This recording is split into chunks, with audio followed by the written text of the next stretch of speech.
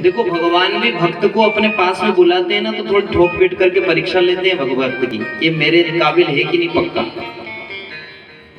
मटके बनाते थे ना पहले, टन टन टन, पका कि नहीं, तब जाकर के देते थे, बेचते थे।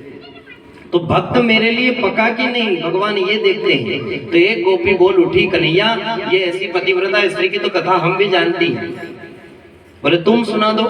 तो एक गोपी ने जाकर के सुनाया, सभी गोपियां सुन रही है। एक गोपी ने कहा, कन्हैया एक पतिव्रता स्त्री कैसी होती है मैं बताती हूँ। कैसी होती है? बोले एक पतिव्रता स्त्री थी, अपने पति से इतना प्रेम करती थी कि वो कहीं से आते और भोजन करते तभी ये भोजन करती थी, बिना पति के भोजन नहीं किया करती थी।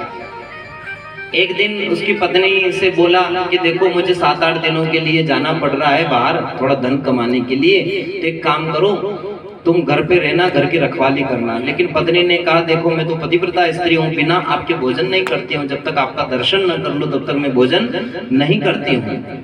तो फिर कैसे करूंगी, मैं भी चलूं साथ में? बोले नहीं वहां तुम्हारा काम नहीं है, तुम एक काम करो मेरा फोटो ले लो और फोटो की रोज पूजा करना, दर्शन करना, रोज भोग लगा करके फिर भोजन कर लेना। उसने एक फोटो दे दिया, फोटो से अब रोज पूजन पाठ करती, उसको भोग लगाती और उसके बाद भोजन करती। ऐसे करते करते 7-8 दिन हुए, वो वापिस आ गया।